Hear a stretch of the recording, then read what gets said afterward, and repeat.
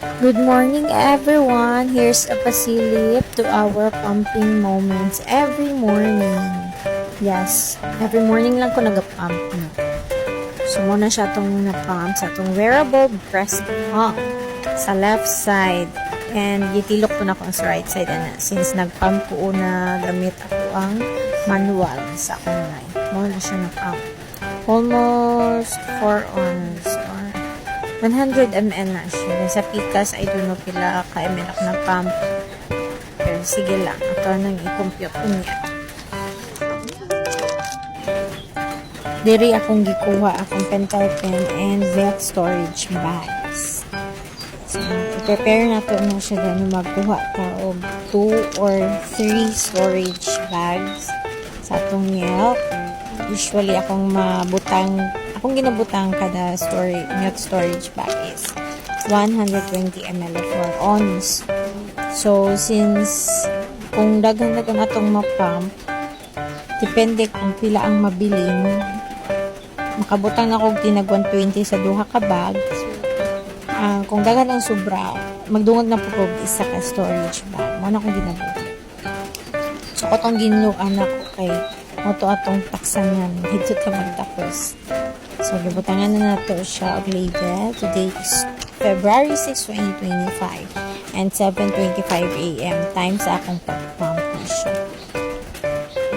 Unsa nato ang iyang seal. There.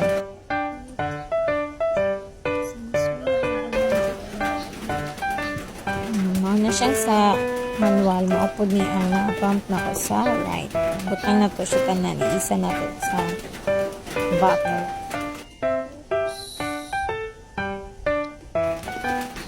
Super happy akong heart every time makakita ko na napuno yun na siya nga bottle.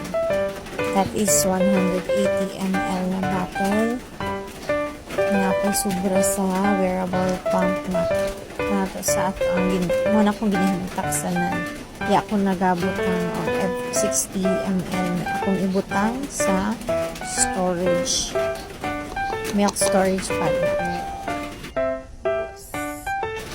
Ayan, ubos. Super happy.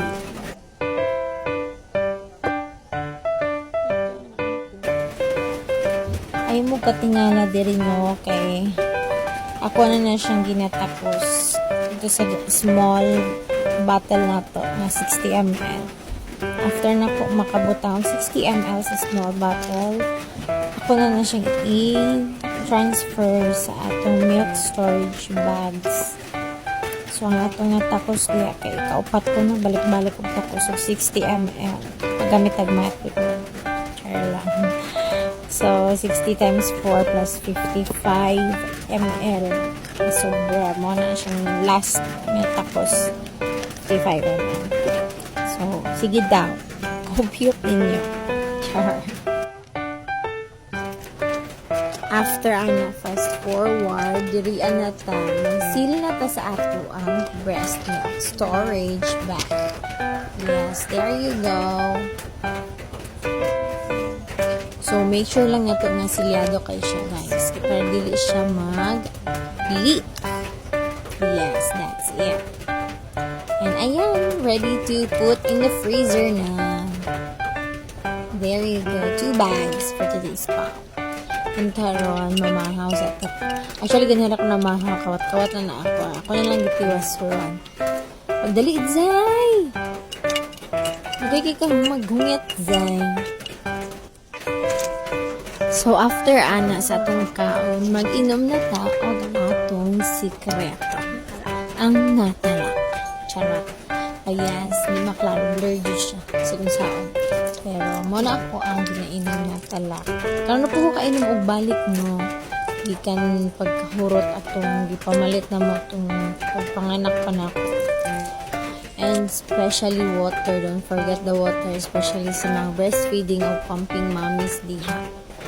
Regularly drink water, yun. Sumawag ka sa mga breastfeeding o pumping mommies like me. Laban lang sa Zay. Ready to donate na ang atong kuan pag ma-free sa atong milk.